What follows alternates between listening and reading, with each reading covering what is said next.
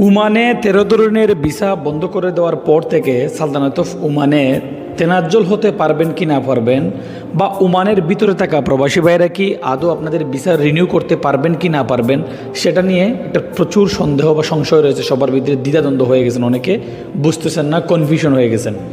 প্রথমত আপনারা একটা জিনিস চিন্তা করবেন, সালতানাত অফ ওমানের যে কোনো কানুনে আসে না কেন, যতক্ষণ না এই কানুনটা 1 সপ্তাহ 10 দিন 5 দিন 7 দিন যাচ্ছে, এর আগ পর্যন্ত এই কানুনটা কখনো ক্লিয়ার করে বোঝা যায় না আসলে কী প্ল্যান, কী করতে চাচ্ছে তারা।